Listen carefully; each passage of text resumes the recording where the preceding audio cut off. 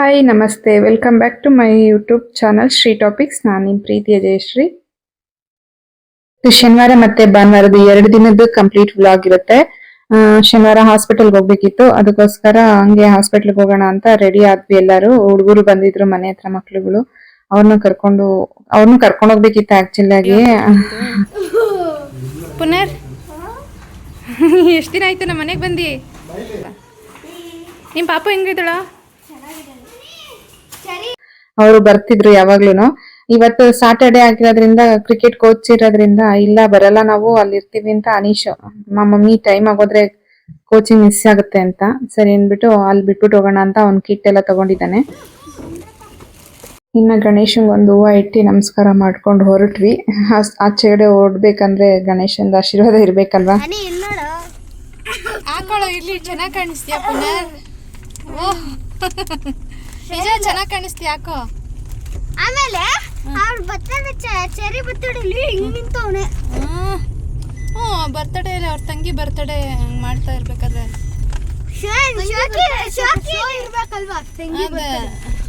ಅವನೇ ಅಲ್ವಾ ಅಣ್ಣ? ಆಯ್ತು ಆಯ್ತು ಅಣ್ಣ ಅಲ್ವಾ ಪುನರ್? ಅಣ್ಣ ಅಣ್ಣ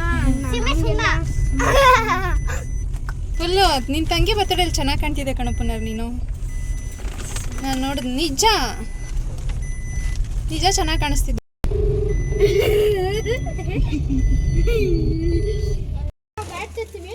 ಬಾಯ್ ಅನೀಶ್, ಬಾಯ್ ಅಕ್ಷಯ್. ಇನ್ನ ಪುನರ್ ಅಂದ್ರೆ ನಮ್ಮ ಹಳೆ ಮನೆ ಹತ್ರ ಇದ್ದವನು, ಅನೀಶನ್ ಫ್ರೆಂಡು. ಅನೀಶನ್ ಏಜೆ. ಆಟ ಆಡಕ್ ಬರ್ತಿದ್ರಲ್ಲ, ಜೊತೆಲಿ ಇರ್ತಿದ್ರು. ಇವಾಗ ಮಿಸ್ ಮಾಡ್ಬಿಡ ಕಣ. ಮತ್ತೆ ಹೋಗ್ಬೇಕಾರೆ ಮುಖ ತೊಳ್ಕೊಂಡು ಹೋಗು. ಅನಿ ಹೋಗ್ಬೇಕಾರೆ ಮುಖ ತೊಳ್ಕೊಂಡು ಹೋಗು. ಏನ್ ಬೇಕು? ಏನ್? ಬಾಯ್.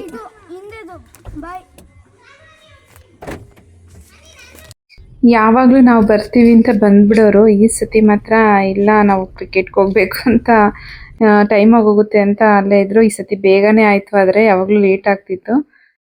ನಾವೇ ಬೇಗ ಬಂದಿದ್ವಿ ಡಾಕ್ಟರ್ಗೆ ಅಂತ. ಈ ಸರಿ 10:30ಗೆ ಹೇಳಿದ್ರು, 10:30 ಮೇಲೆ ಸಿಗಲ್ಲ, ಲಾಸ್ಟ್ 10:30 ಅಷ್ಟ್ರಲ್ಲಿ ಬನ್ನಿ ಅಂತ. ನಾವು ಅರ್ಜೆಂಟಿಗೆ ಹೋದ್ರೆ ಡಾಕ್ಟ್ರೇ ಲೇಟ್ ಮಾಡಿದ್ರು. ಮುಗಿಸ್ಕೊಂಡು ಅಲ್ಲೇ ಹತ್ರನೇ ನಮ್ಮ ಮನೆಯವರ ತಂಗಿ ಮನೆ ಇರೋದು, ಅಲ್ಲಿಂದ ಲಲಿತ್ನ ಕರ್ಕೊಂಡು ಬಂದ್ವಿ. ಹಂಗೆ ಅವ್ನಿಗೆ ರಜಾ ಇತ್ತಲ್ವ, ತುಂಬಾ ದಿನ ಆಗಿತ್ತು ಬಂದು. ಅವನು ಟೆಸ್ಟ್ ಎಲ್ಲ ಮುಗಿದ್ಮೇಲೆ ಅಂತ ಹಂಗೆ ದಾರಿಲೇನೆ ಗಾಳಿ ಆಂಜನೇಯ ದೇವಸ್ಥಾನ ಇತ್ತು, ದೇವ್ರಿಗೊಂದು ನಮಸ್ಕಾರ ಮಾಡ್ಕೊಂಡು ಬರೋದು. ಒಳಗಡೆ ಹೋಗ್ಬೇಕಿತ್ತು, ಆದ್ರೆ ಇವ್ರ ಕೆಲಸ ಅರ್ಜೆಂಟ್ ಇದೆ, ಇಲ್ಲ ನಾನು ಹೋಗ್ಬೇಕು ಅಂತ ಅಂದ್ಬಿಟ್ಟು ಕರ್ಕೊಂಡು ಬಂದ್ಬಿಟ್ರು. ಟೈಮ್ ಆಗುತ್ತೆ, ಇನ್ನೊಂದ್ಸತಿ ಹೋಗೋಣ ಯಾವಾಗಾದ್ರೂ, ಅದೇ ರೋಡಲ್ಲಿ ಹೋಗ್ಬೇಕಲ್ವಾ ಚೆಕಪ್ಗೆ, ಇನ್ನ 15 ಡೇಸ್ ಕೇಳಿದಾರಲ್ಲ ಅಂದ್ಬಿಟ್ಟು ಸರಿ ಆಯ್ತು ಬಿಡಿ ಅಂದ್ಬಿಟ್ಟು ಬಂದ್ಬಿಟ್ಟು. ಇವರು ಸಾಟರ್ಡೆ ಮಿಸ್ ಇಲ್ದಲೆ ಆಂಜನೇಯನ ದೇವಸ್ಥಾನಕ್ಕೆ ಹೋಗ್ತಿದ್ರು. ಇವತ್ತೇನೆ ಹೋಗಕ್ಕಾಗ್ಲಿಲ್ಲ, ಟೈಮ್ ಆಗುತ್ತೆ, ಕೆಲಸ ಅರ್ಜೆಂಟ್ ಐತೆ ಅಂದ್ಬಿಟ್ಟು ಹೊರಟ್ಬಿಟ್ರು. ನನ್ಗೆ ಹಾಸ್ಪಿಟಲ್ಗೆ ಡ್ರೆಸ್ಸೇ ಕಂಫರ್ಟ್ ಆಗ್ತಿರ್ಲಿಲ್ಲ, ಹಾಕೊಂಡು ಹೋಗೋಕ್ಕೆ ಎಲ್ಲ ಟೈಟ್ ಆಗ್ಬಿಟ್ಟಿತ್ತು. ಸರಿ ಅಂತ ಹಂಗೆ ನೋಡೋಣ ಡ್ರೆಸ್ಸು ಅಂತ ಅಂದೆ. ಟೈಮ್ ಆಗಿತ್ತು, ಅವರು ಕರ್ಕೊಂಡು ಹೋಗ್ತಾರೋ ಇಲ್ವೋ ಅಂತ. ಮತ್ತೆ ಈ ಕಡೆ ಬರೋದೇ ಇಲ್ಲ ನಾನು, ಇದಕ್ಕೋಸ್ಕರ ಅಂತ ಸಪ್ರೇಟ್ ಬರಲ್ಲ, ಈ ಕಡೆ ಬಂದಾಗಲೇ ಬರಬೇಕು ಅಷ್ಟೇ ಟೈಮ್ ಸಿಗೋದು. ಸರಿ ಅದೇನು ಜ್ಞಾನ ಇತ್ತು, ಕರ್ಕೊಂಡು ಹೋದ್ರು. ಒಳಗಡೆ ಹೋಗ್ಬಿಟ್ಟು ನೋಡಿದೆ, ಇದೊಂದು ಡ್ರೆಸ್ಸು ತಗೊಳ್ಳೋಣ ಅಂತ ಅನ್ಕೊಂಡೆ. ಬೈಟ್ ಎಲ್ಲ ಇದೇ ಥರನೇ ಆಗೋಗುತ್ತೆ ಅಂದ್ಬಿಟ್ಟು, ಅಂಬ್ರೆಲ್ಲಾ ಟಾಪ್ ಥರ ಬೇಡ ಅಂದ್ಬಿಟ್ಟು ನನಗೇನು ಇಷ್ಟ ಆಗಲಿಲ್ಲ ಅಷ್ಟೊಂದದು. ಕಾಸ್ಟ್ಲಿನೂ ಇತ್ತು, ಅದು ತುಂಬಾನೇ 1000 ಮೇಲಿತ್ತು. ಸುಮ್ಮನೆ ಏನಕ್ಕೆ ಈ ಟೈಮಲ್ಲೆಲ್ಲ ಅದನ್ನು ತೊಗೊಂಡು ಲೂಸಾಗಿ ಅಂತ ಅಂದ್ಬಿಟ್ಟು ಇನ್ನೊಂದು 2 ಮಂತ್ಸ್ಗೋಸ್ಕರ ಅಂತ ತೊಗೊಂಡಿಲ್ಲ ಅದನ್ನು ಮಾತ್ರ. ಇನ್ನು ಪ್ಯಾಂಟ್ಗಳೇ ಬೇಕಾಗಿದ್ದು ನನಗೆ ಮೇಯ್ನು, ಅದನ್ನೇ ನೋಡ್ತಾ ಇದ್ದೆ. ಅಲ್ಲಿ ಇದ್ದಿದ್ದೆ ಅಷ್ಟು 3 ಕಲರ್. ಅದರಲ್ಲಿ ಇದು ಜುಡಿಯೋದಲ್ಲಿ ಅಂದರೆ ಏನಂದರೆ ಕಲೆಕ್ಷನ್ಸ್ ಕಡಿಮೆ ಸ್ವಲ್ಪ, ಅಂದರೆ ಪರವಾಗಿಲ್ಲ, ಆ ಥರ ರೀಸನಬಲ್ ಆಗಿರುತ್ತೆ ಅನ್ನೋದೊಂದು. ಏನಿಲ್ಲ, ಎಲ್ಲ ಪರವಾಗಿಲ್ಲ, ಹಂಗಂಗೇನೆ. ಕಲೆಕ್ಷನ್ಸ್ ಜಾಸ್ತಿ ಅಂದರೆ ಬೇರೆ ಕಡೆ ಇರಬೇಕು, ಇದು ಸ್ವಲ್ಪ ಕಲೆಕ್ಷನ್ಸ್ ಕಡಿಮೆ ಅಂತ ನನಗನ್ನಿಸ್ತು. ಸ್ಲಿಪ್ಪರ್ಸ್ ನೋಡಿದೆ, ಅದು ನನಗೆ ಏನು ಎಲ್ಲ ಹೈಟ್ ಇತ್ತು. ನನೀಶನ್ ಡ್ರೆಸ್ ನೋಡಿದ್ರು ತೊಗೊಂಡಿಲ್ಲ, ಅವನಿದ್ರೇ ಅವನಿಗೆ ಆಗೋದು, ನಾವು ತೊಗೊಂಡ್ರೆ ಅವ್ನ ಸೈಜಿಗೆ ಆಗಲ್ಲ. ಅವನದು ಏನಂದರೆ ಸೊಂಟ ಸ್ವಲ್ಪ ಇದಾಗುತ್ತೆ, ಇಲ್ಲ ಲೆಂತ್ ಪ್ರಾಬ್ಲಮ್ ಆಗುತ್ತೆ. ಅದಕ್ಕೋಸ್ಕರ ಅವನ್ನೇ ಕರ್ಕೊಂಬಂದು ಕೊಡಿಸ್ತೀನಿ ಬಿಡು ಅಂದ್ಬಿಟ್ಟು ಅವನಿಗೇನು ತೊಗೊಂಡಿಲ್ಲ. ಹಂಗೆ ಸುಮ್ಮನೆ ನೋಡಿದ್ರು, ಇಷ್ಟ ಆದರೆ ತೊಗೊಂಡ್ಬಿಡ್ತಾರೆ. ಅವ್ನಿಗೆ ಸೈಜ್ ಆಗಲ್ಲ ಅನ್ನೋದಕ್ಕೋಸ್ಕರ ಅವನೇ ಕರ್ಕೊಂಬಂದು ತಗೋಬೇಕು ನಾವು. ಸರಿ ಇನ್ನು ಮನೆಗೆ ಬಂದ್ವಿ. ಹಾಸ್ಪಿಟಲ್ದೆಲ್ಲ ಮುಗಿಸ್ಕೊಂಡು ಬಂದ್ವಿ. ಈ ಮಂತಿನ ಚೆಕಪ್ ಆಯಿತು, ಏನೂ ಪ್ರಾಬ್ಲಮ್ ಇಲ್ಲ, ಎಲ್ಲ ನಾರ್ಮಲ್ ಇದೆ ಅಂತ ಹೇಳಿದ್ದಾರೆ. ಹಿಮೋಗ್ಲೋಬಿನ್ ಮಾತ್ರ ಒಂದು ಪ್ರಾಬ್ಲಮ್ ಇತ್ತು ನನಗೆ, ಅದೊಂದು ಕಡಿಮೆ ಇತ್ತಷ್ಟೇ. ಅದು ಪರವಾಗಿಲ್ಲ, 10.5 ಆಗಿದೆ. ಇನ್ನೊಂದು 0.5 ಅಲ್ವಾ ಮಿನಿಮಮ್ಗೆ ಅಂದ್ಬಿಟ್ಟು ಇನ್ಕ್ರೀಸ್ ಆಗುತ್ತೆ, ಪರವಾಗಿಲ್ಲಮ್ಮ. ಇನ್ನೆಲ್ಲ ಚೆನ್ನಾಗಿದೆ ಅಂತ ಹೇಳಿದ್ದಾರೆ. ಈಗ ನೀ ಎಷ್ಟು ಮಂತ್ ಅಕ್ಕ ಅಂತ ಕೇಳ್ತಾ ಇದ್ರಿ ತುಂಬ ಜನ. ಇವಾಗ ನನಗೆ 7 ಮಂತ್ ರನ್ನಿಂಗ್ ನಡೀತಾ ಇದೆ. ಈ ಮಂತ್ ಕರೆಕ್ಟ್ ಮಂತ್ ಇದೆ ನಂದು. ಈಗ 7th ಮಂತು 7 ಮಂತ್ಸ್ ನನಗೂ ಅದೇ ಥರ ಸೇಮ್ ಇದೆ. ಅದಕ್ಕೆ ನೆಕ್ಸ್ಟ್ ಈಗ ಇವತ್ತು ಹೋಗಿದ್ವಿ ಅಲ್ವಾ ಚೆಕಪ್ಪು, ಇವತ್ತಿಂದ ಇನ್ನು ನೆಕ್ಸ್ಟ್ 15 ಡೇಸಿಗೆ ಮತ್ತೆ ಬರೋಕ್ಕೆ ಹೇಳಿದ್ದಾರೆ. 15 ಡೇಸ್ ಒನ್ಸ್ ಹೋಗ್ಬೇಕಂತೆ ಈಗಿಂದ ಚೆಕಪ್ಗೆ. 15 ಡೇಸ್ ಕೇಳಿದ್ದಾರೆ. ಸರಿ ಆಯಿತು, ಹೆಂಗೋ ಎಲ್ಲ ನಾರ್ಮಲ್ ಇದೆ. ಹಾರ್ಟ್ ಬೀಟ್ ಕೇಳಿಸಿದ್ರು, ನಾರ್ಮಲ್ ಇದೆ, ಚೆನ್ನಾಗಿದೆ. ಎಲ್ಲ ನಿಮ್ಮ ಆಶೀರ್ವಾದ. ನಿಮ್ಮೆಲ್ರಿಗೂ ಮತ್ತೊಮ್ಮೆ ನನ್ನ ಕಡೆಯಿಂದ ಥ್ಯಾಂಕ್ಸ್. ಅಷ್ಟು ಕಮೆಂಟ್ಸ್ ಮಾಡಿದ್ರಿ ನನಗೆ ಹಿಮೋಗ್ಲೋಬಿನ್ದು ಮಾತ್ರ ಜಾಸ್ತಿ ಆಗೋದಕ್ಕೆ ಅಂದ್ಬಿಟ್ಟು ತುಂಬ ಕಮೆಂಟ್ಸ್ ಮಾಡಿದ್ರಿ, ತುಂಬ ಇದನ್ನು ಫುಡ್ಡಲ್ಲಿ ಹೇಳಿದ್ರಿ. ಅದು ನೋಡಿ ನಂಗೆ ಸಖತ್ ಖುಷಿ ಆಯಿತು. ಆ ಕಮೆಂಟ್ಸು ವಿಡಿಯೋ ನೋಡಿ, ವಿಡಿಯೋದಕ್ಕೆ ಕಮೆಂಟ್ಸ್ಗೆ, ಆ ವಿಡಿಯೋ ಕಮೆಂಟ್ಸ್ಗೆ ಸಿಕ್ಕಾಪಟ್ಟೆ ಖುಷಿ ಆಯಿತು. ಒಳ್ಳೊಳ್ಳೆಯದಾಗಿ ವಿಶ್ ಮಾಡಿದ್ರಿ. ಥ್ಯಾಂಕ್ ಯು ಸೋ ಮಚ್, ಎಲ್ರಿಗೂ ಥ್ಯಾಂಕ್ಸ್. ನಾನು ಇದೊಂದನ್ನ ಬಂದಾಗೆಲ್ಲ ನಿಮ್ಮನ್ನೇ ನೆನೆಸ್ಕೊತೀನಿ. ಹಿಮೋಗ್ಲೋಬಿನ್ ಅಂತ ಬಂದಾಗೆಲ್ಲ ಆ ವಿಡಿಯೋ ಮಾಡಿದ್ದು, ನಾನೊಂದು ಕಡಿಮೆ ಐತೆ ಅಂತ ಹೇಳಿದ್ದು, ಅದಕ್ಕೆ ಬಂದಿದ್ದ ಕಮೆಂಟ್ಸ್ಗಳ್ನೇ ಕಣ್ಣು ಮುಂದೆ ಒಂದು ಅದೇ ಬರುತ್ತೆ. ಹಿಮೋಗ್ಲೋಬಿನ್ ಅನ್ನೋ ಒಂದು ವರ್ಡ್ ಬರ್ತಿದ್ದಂಗೆ ನನಗೆ ಆ ಕಮೆಂಟ್ಸ್ಗಳೇ ಬರುತ್ತೆ. ತುಂಬ ಜನ ತುಂಬ ಕಮೆಂಟ್ಸ್ ಮಾಡಿದ್ರಿ ಆ ವಿಡಿಯೋಗಂತೂ. ಅದು ಮರೆಯೋಕ್ಕಾಗ್ದಲೇ ಇರೋವಂಥ ವಿಡಿಯೋ ಆಗಿಬಿಟ್ಟೈತೆ ನನ್ನ ಮೆಮೊರಿಯಲ್ಲಿ. ಅಲ್ಲಿಂದ ಬರ್ತಾ ಹಾಗೆ ಸ್ವಲ್ಪ ಡ್ರೆಸ್ ಎಲ್ಲ ಲೂಸಾಗಿ ಅಂದರೆ ಟೈಟ್ ಆಗಿಬಿಟ್ಟಿತ್ತು. ಪ್ಯಾಂಟ್ ಅಂತೂ ಸಿಕ್ಕಾಪಟ್ಟೆ ಟೈಟ್ ಆಗಿಬಿಟ್ಟಿತ್ತು. ಅದಕ್ಕೋಸ್ಕರ ಫುಲ್ ಟೈಟೆಡ್ ಹಾಕೋಕ್ಕಾಗಲ್ಲ, ಹಾಕೊಂಡ್ಲೂಬಾರ್ದು, ಒಳ್ಳೇದಲ್ಲ. ಸ್ವಲ್ಪ ಲೂಸಾಗಿರೋದು ಹಾಕಬೇಕು. ಸರಿ ಅಂದ್ಬಿಟ್ಟು ಹಂಗೆ ಝೂಡಿಯೋಗೆ ಹೋಗಿದ್ವಿ ಅಲ್ವಾ, ಅಲ್ಲಿ ತೊಗೊಂಡಿದ್ದು ಬಟ್ಟೆ ತೋರಿಸ್ತೀನಿ. ಜಾಸ್ತಿ ಏನೂ ತೊಗೊಂಡಿಲ್ಲ, 2 ಜೊತೆ ತೋರಿಸ್ತೀನಿ ಯಾವ್ದು ತೊಗೊಂಡೆ ಅಂದ್ಬಿಟ್ಟು. ಇದೊಂದು ಗ್ರೇ ಕಲರ್ ಟಾಪ್ ತೊಗೊಂಡೆ. ಏನೋ ಒಂಥರ ಗ್ರೇ ಕಲರ್ ಇಷ್ಟ ಆಗೋಯ್ತು ನನಗೆ. ಬರೀ ಇಲ್ಲೊಂದು ಎಂಬ್ರಾಯ್ಡ್ರಿ ಇದೆ ಅಷ್ಟೇ, ತೋರಿಸ್ತೀನಿ. ಅದು ಬಿಟ್ಟರೆ ಇಲ್ಲಿ ಸೈಡಲ್ಲಿ ಲೈನ್ಸ್ ಐತೆ ಅಷ್ಟೇ. ಸಿಂಪಲ್ ಆಗಿರೋದೇ ಸಾಕು ಅಂದ್ಬಿಟ್ಟು ಎಲ್ ಸೈಜ್ ತೊಗೊಂಡಿದ್ದೀನಿ. ಆಮೇಲೆ ಆಗಲ್ವಲ್ಲ, ಇಡ್ಸ್ಕೋಬೇಕಲ್ಲ, ಈಗ ಡೈಲಿ ಯೂಸ್ಗೆ ಹಾಕ್ಬಿಡೋಣ ಅಂತ ಸಿಂಪಲ್ ಆಗಿರೋದು ಇಷ್ಟೇ. ಇದೊಂದು ಟಾಪ್ ತೊಗೊಂಡೆ. ನೋಡಿದ ತಕ್ಷಣ ಇದೊಂದು ಬೇಬಿ ಪಿಂಕ್ ಇಷ್ಟ ಆಗ್ಬಿಡ್ತು, ಅದಕ್ಕೆ ಬೇಬಿ ಪಿಂಕ್ ಒಂದು ತೊಗೊಂಡೆ. ಬ್ಲ್ಯಾಕು ವೈಟ್ 2 ಪ್ಯಾಂಟ್ ತೊಗೊಂಡಿದ್ದು. ಅದೆರಡಕ್ಕೆ ಮ್ಯಾಚ್ ಆಗೋ ಥರ ಮಾತ್ರನೇ ತೊಗೊಂಡಿದ್ದು. ಪ್ಯಾಂಟು ಇಲ್ಲೊಂದು ಥರ ಇದೆ, ಬಟನ್ ಕೆಳಗಡೆ ಇಷ್ಟೇ. ಇದು ಸಿಂಪಲ್. ಹಾಸ್ಪಿಟಲ್ಗೆಲ್ಲ ಹೋಗೋಕ್ಕೆ ಬೇಕಿತ್ತಲ್ಲ, ಇನ್ನು ಸ್ಕ್ಯಾನಿಂಗ್ ಎಲ್ಲ ಹೇಳಿದ್ರೆ ಟಾಪು ಇದಾದರೆ ಕಂಫರ್ಟ್ ಇರುತ್ತೆ ಹಾಸ್ಪಿಟಲಲ್ಲಿ ಮತ್ತು ಸ್ಕ್ಯಾನಿಂಗಲ್ಲೆಲ್ಲ. ಅದಕ್ಕೋಸ್ಕರನೇ ತೊಗೊಂಡಿದ್ದು. ಬೇರೆ ಡ್ರೆಸ್ಸೆಲ್ಲ ಅಷ್ಟು ಕಂಫರ್ಟ್ ಅನಿಸಲ್ಲ ನನಗೆ. ಟಾಪು, ಲೆಗ್ಗಿನ್ಸು, ಪ್ಯಾಂಟ್ ಥರ ಇದ್ದರೆ ಕಂಫರ್ಟ್ ಆಗಿರುತ್ತೆ ಹಾಸ್ಪಿಟಲ್ಗೆ ಅಂದ್ಬಿಟ್ಟು ಅದೇ ಥರ ತೊಗೊಂಡಿದ್ದು. ಇದೊಂದು ಒಂಚೂರು ಗ್ರ್ಯಾಂಡಾಗಿರೋ ತೊಗೊಂಡಿದ್ದೀನಿ ಅಷ್ಟೇ. ಈ ಕಲರ್ ಇರಲಿ ನನ್ನ ಹತ್ರ ಅನಿಸುತ್ತೆ ಆಲ್ಮೋಸ್ಟ್. ಇದು ಫ್ರಂಟ್ ಬಟನ್ನು, ಈ ಥರ ಸ್ಲೀವ್ಸ್ ಬಂದಿದ್ದೀನಿ ಮತ್ತು ಈ ಥರ ಇದು ಎಂಬ್ರಾಯ್ಡ್ರಿ ಅಲ್ಲ, ಇದು ಪ್ರಿಂಟ್ ಹಾಕಿದ್ದಾರೆ ಅಷ್ಟೇ. ಇದು ಥರ ಫುಲ್ಲು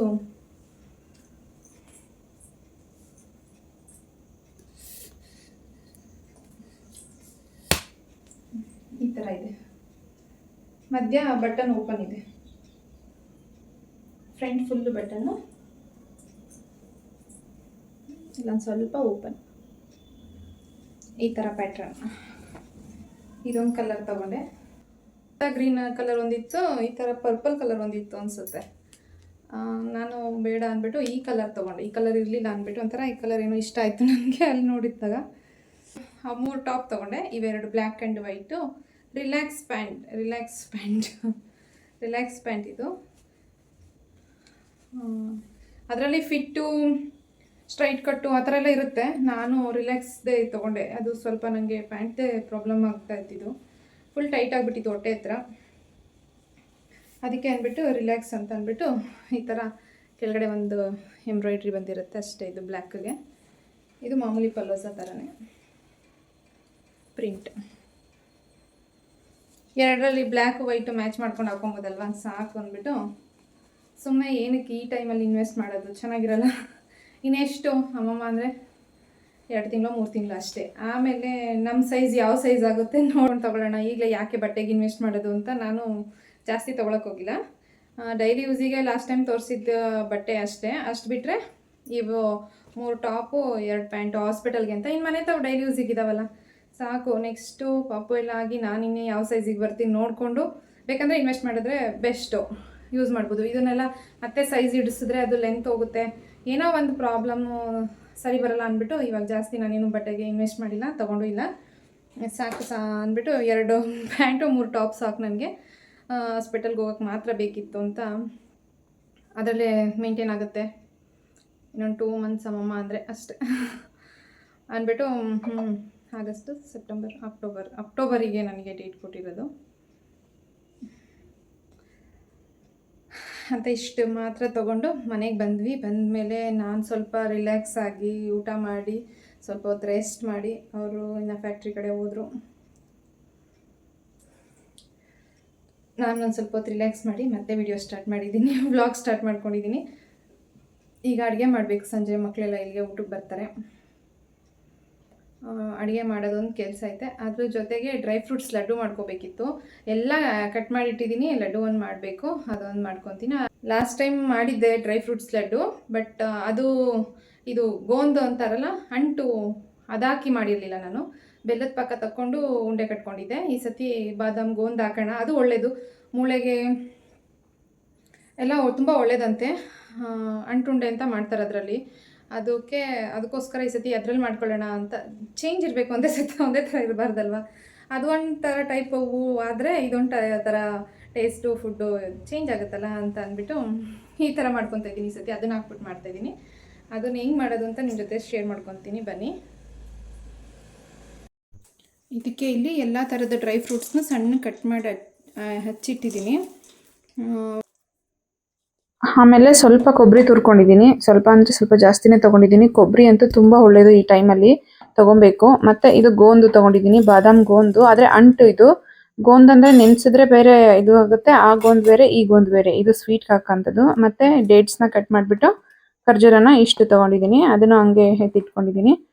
ಇದು ಲಾಸ್ಟ್ ಟೈಮ್ ಮಾಡಿದ್ದು ನೋಡಿದ್ರಿ, ಅದೇ ಥರನೇ ಸೇಮ್ ಪ್ರೊಸೀಜರ್ಸೇ. ನಾನೇನು ಅಷ್ಟೊಂದು ಎಳ್ಕೊಂಡು ಹೋಗಲ್ಲ.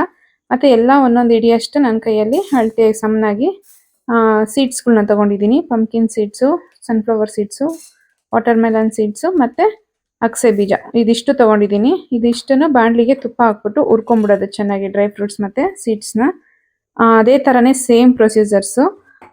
ಸ್ವಲ್ಪ ಲಾಸ್ಟಲ್ಲಿ ಅಂಟುಂಡೆ ಒಂದು ಬಿಸಿ ಮಾಡ್ಕೊಂಡು ಹಾಕ್ಕೊಬೇಕು ಅಷ್ಟೇ. ಇದು ಉಂಡೆ ಕಟ್ಕೊಳ್ಳೋದು ಇದು ತುಂಬ ಒಳ್ಳೆಯದು, ಅಂಟುಂಡೆ ಈ ಟೈಮಲ್ಲಿ. ಮತ್ತು ಕ್ಯಾಲ್ಶಿಯಮ್ಗೆ ತುಂಬ ಒಳ್ಳೇದಂತೆ.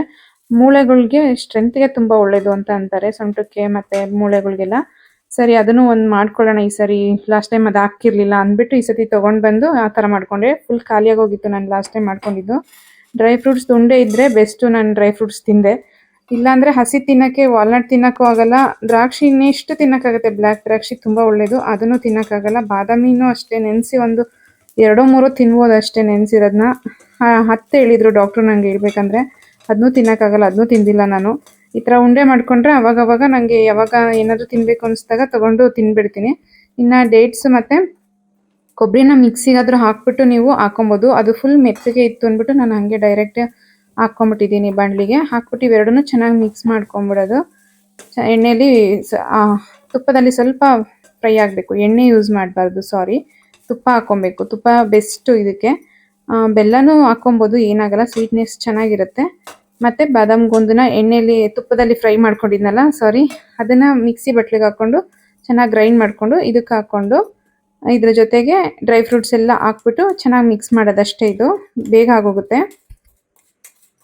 ಡ್ರೈ ಫ್ರೂಟ್ಸ್ನೆಲ್ಲ ಸಣ್ಣ ಕಟ್ ಮಾಡ್ಕೊಳ್ಳೋದೇ ಒಂದು ಇದರಲ್ಲಿ ಕಷ್ಟ, ಅಂದರೆ ತುಂಬ ಹೊತ್ತು ಹಿಡಿಯುತ್ತೆ. ಅದೊಂದು ನೀಟಾಗಿ ಕುತ್ಕೊಂಡು ಯಾವಾಗಾದರೂ ಫ್ರೀಯಾಗಿದ್ದಾಗ ಕಟ್ ಮಾಡಿ ಇಟ್ಕೊಂಡ್ಬಿಟ್ರೆ ಉಂಡೆ ಅಂತೂ ಬೇಗ ಮಾಡ್ಕೊಂಬಿಡ್ಬೋದು. ಇನ್ನು ಎಲ್ಲನೂ ನೀಟಾಗಿ ಇವಾಗ ಗೋಂದಿಂದು ಮತ್ತು ಇದ್ರದ್ದೆಲ್ಲ ಕೊಬ್ಬರಿದು ಮತ್ತು ಖರ್ಜೂರದ್ದು ಫುಲ್ಲು ಹೊಂದ್ಕೊಳ್ಳೋಂಗೆ ಮಿಕ್ಸ್ ಮಾಡ್ಕೊಬೇಕು. ಚೆನ್ನಾಗಿ ಮಿಕ್ಸ್ ಮಾಡಿಕೊಂಡು ಬಿಸಿ ಇದ್ದಂಗ್ಲೇ ಉಂಡೆ ಕಟ್ಕೊಳ್ಳೋದು.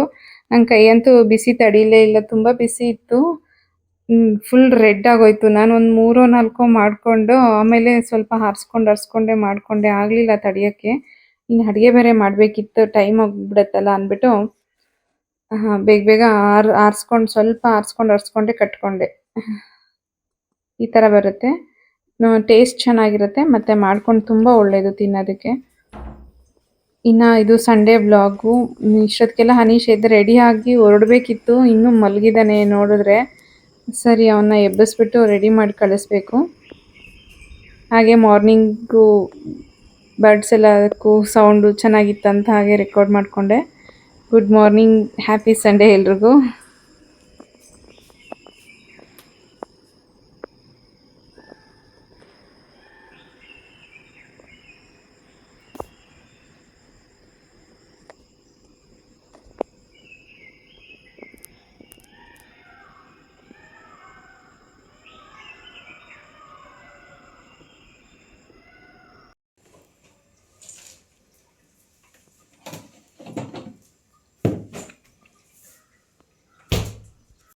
ಮಕ್ಕಳೆಲ್ಲ ಇದಕ್ಕೆ ನೈಟ್ ಮಲ್ಕೊಂಡಿರೋದೇ ಲೇಟ್ ಅವನು, ಅದಕ್ಕೆ ಇವಾಗ ಎದ್ದೊಳಕ್ಕಾಗ್ತಿಲ್ಲ. ಇಲ್ಲಾಂದಿದ್ರೆ ಇಷ್ಟೊತ್ತಿಗೆ ಎದ್ಬಿಟ್ಟಿರೋ ಅನೀಶ್ ಅಂತಿದ ತಕ್ಷಣ.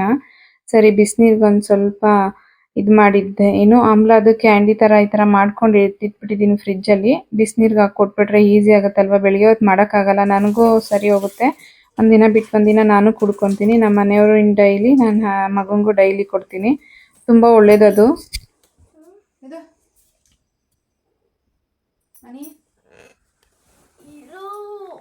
ಟೈಮ್ ಆಯಿತು.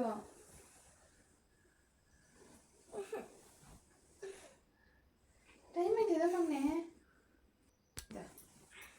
ಕೈ ಮುಗಿದ್ಯಾಗೆ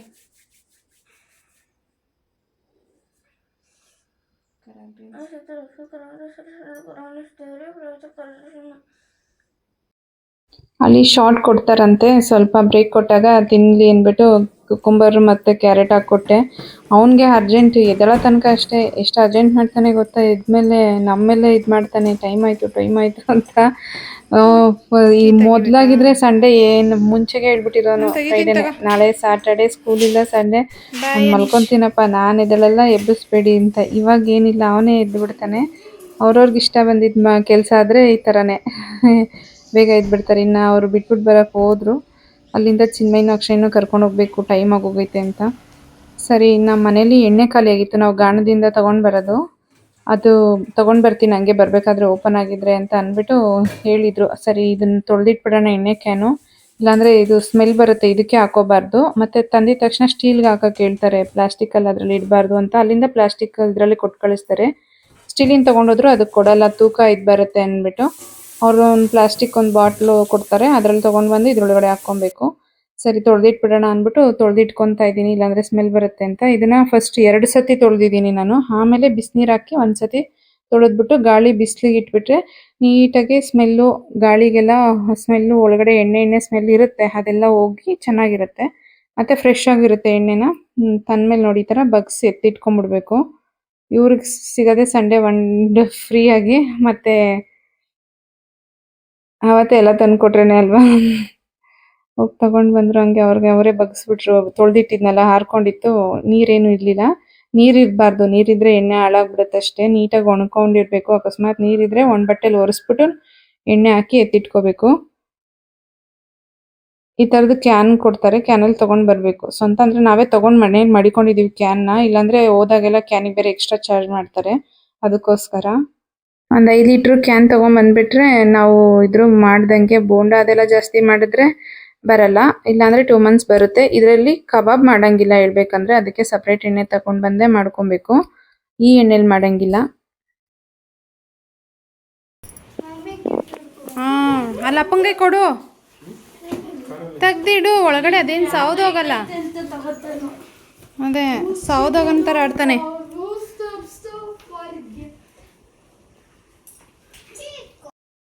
9 ಗಂಟೆ ಮೇಲಾಗುತ್ತೆ. ಅವ್ರು ಬರೋ ಅಷ್ಟರಲ್ಲಿ ಕುಷ್ಕ ಮತ್ತು ಕಬಾಬ್ ಅನೀಶಂಗೆ ತುಂಬಾ ಇಷ್ಟ, ಮಕ್ಳಿಗೆ ಎಲ್ರಿಗೂ ಇಷ್ಟನೇ ಅಂದ್ಬಿಟ್ಟು ಮಾಡಿದ್ದೆ. ಬಂದಿದ ತಕ್ಷಣ ಇನ್ನು ಟಿಫನ್ ಮಾಡ್ತಾರಲ್ಲ, ಹೊಟ್ಟೆ ಹಸ್ತಿರುತ್ತೆ, ಬೆಳಗ್ಗೆ ಎದ್ದೋಗಿ ಅಷ್ಟೊತ್ತಿಗೆ ಆಟ ಆಡಿದ್ರೆ ಅಂದ್ಬಿಟ್ಟು.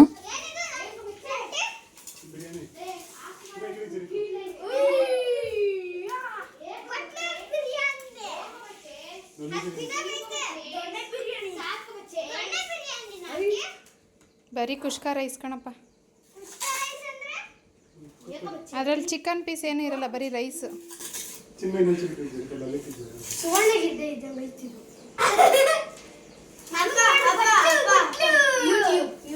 ಅನೀಶ್ ಫಸ್ಟೇ ಕಬಾಬಿ ಕೈ ಹಾಕಿದ್ದಾನೆ. ತಿನ್ನೋಡು ಚೆನ್ನಾಯ್ತಾ? ಲಲಿತು ಇವರೆಲ್ಲ ಸೌತೆಕಾಯಿ, ನಾನು ಅಷ್ಟೇ. ಅವರಿಬ್ರು ಸೌತೆಕಾಯಿ, ಇವರಿಬ್ರು ಕಬಾಬು. ನಾನು ನೀನು ಸೌತೆಕಾಯಿ, ಅದೇ ನೀನು ಲಲಿತು ಸೌತೆಕಾಯಿ ಅಂತ ಹೇಳಿದ್ದು. ಇವಾಗ ಎಲ್ಲರೂ ಸೌತೆಕಾಯಿ. ಚೆನ್ನಾಯ್ತಾ? ಇನ್ನು ನಾನು ಅಷ್ಟೇ ವ್ಲಾಗ್ ಕಂಟಿನ್ಯೂ ಮಾಡೋಕ್ಕಾಗಲಿಲ್ಲ, ಇನ್ನು ಕೆಲಸ ಇತ್ತು ಸ್ವಲ್ಪ ಅಂದ್ಬಿಟ್ಟು. ಟಿಫನ್ ಆದಮೇಲೆ ಇನ್ನು ನಾನು ಟಿಫನ್ ಮಾಡಿಕೊಂಡು ಸ್ವಲ್ಪ ನಾನು ರೆಸ್ಟ್, ಬೇಗ ಎದ್ದಿದ್ದಲ್ಲ, ರೆಸ್ಟ್ ತೊಗೊಂಡು ಮನೆ ಕೆಲಸ ಎಲ್ಲ ಮಾಡ್ಕೊಳ್ಳೋಷ್ಟರಲ್ಲೇ ಟೈಮ್ ಆಗೋಯ್ತು. ಇನ್ನು ಬ್ಲಾಗ್ ಏನು ಕಂಟಿನ್ಯೂ ಮಾಡೋಕ್ಕಾಗಿಲ್ಲ. ಮಧ್ಯಾಹ್ನ ಎಲ್ಲ ಚೆನ್ನಾಗಿ ಆಟಾಡಿದ್ರಲ್ಲ, 4 ಜನ ಸೇರ್ಕೊಂಡಿರೋದಕ್ಕೆ ಚೆನ್ನಾಗಿ ನಿದ್ದೆ ಮಾಡಿಬಿಟ್ಟಿದ್ರು. ಎಬ್ಬಿಸ್ಕೊಂಡು ಕರ್ಕೊಂಡೋಗಿದ್ದಾರೆ ಮಲಗಿರೋರನ್ನ, ಎದ್ದೇಳೋಕ್ಕೆ ಆಗ್ತಿಲ್ಲ ಅವ್ರಿಗೆ, ಅಷ್ಟು ಆಟ ಆಡಿದ್ದಾರೆ. ಮತ್ತು ಅಲ್ಲಿ ಪ್ರಾಕ್ಟೀಸ್ ಬೇರೆ ಇತ್ತಲ್ಲ ಕ್ರಿಕೆಟ್ದು, 3 ಜನಕ್ಕೂ ಫುಲ್ ನಿದ್ದೆ ಬಂದುಬಿಟ್ಟು ಅನೀಶು ಮಲ್ಕೊಂಬಿಟ್ಟವನೆ. ಇನ್ನು ಇನ್ನು ನಾಳೆಯಿಂದ ಸ್ಕೂಲ್ ಬಂದುಬಿಟ್ಟು ಅವ್ರು 3 ಜನನೂ ಬಿಟ್ಬಿಟ್ಟು ಬರ್ತೀನಿ ಅಂತ ಹೋದ್ರು. ಅವ್ರಿಗೆ ಬಾಯ್ ಮಾಡೋಕ್ಕೆ ಸಹ ಎದ್ದಿಲ್ಲ ಅನೀಶು, ಫುಲ್ ನಿದ್ದೆ ಹೊಡಿತಾವನೆ. ಹೊರಟ್ರು ಅವರೆಲ್ಲ ಹುಡುಗರು, ಸಂಜೆ ಆಯಿತು 6 ಗಂಟೆಗೆ ಹೊರಟ್ರು. ಈ ವ್ಲಾಗ್ ಇಲ್ಲಿಗೆ ಮುಗಿಸ್ತಾ ಇದ್ದೀನಿ. ಹೇಗಿತ್ತು ಈ ವ್ಲಾಗ್ ಅಂತ ನನಗೆ ಕಮೆಂಟ್ ಮಾಡೋದು ಮರಿಬೇಡಿ. ಹಾಗೆ ಇನ್ನು ಯಾರು ನನ್ನ ಚಾನಲ್ನ ಸಬ್ಸ್ಕ್ರೈಬ್ ಮಾಡ್ದಲ್ಲಿ ನೋಡ್ತಾ ಇದ್ದೀರಾ, ಪ್ಲೀಸ್ ಸಬ್ಸ್ಕ್ರೈಬ್ ಮಾಡ್ಕೊಳ್ಳಿ. ಈ ವಿಡಿಯೋ ಇಷ್ಟ ಆಗಿದ್ರೆ ಲೈಕ್ ಮಾಡೋದು ಮಾತ್ರ ಮರಿಬೇಡಿ. ಮತ್ತೆ ನೆಕ್ಸ್ಟ್ ವಿಡಿಯೋದಲ್ಲಿ ಸಿಗ್ತೀನಿ. ಅಲ್ಲಿವರೆಗೂ ಟೇಕ್ ಕೇರ್, ಬಾಯ್.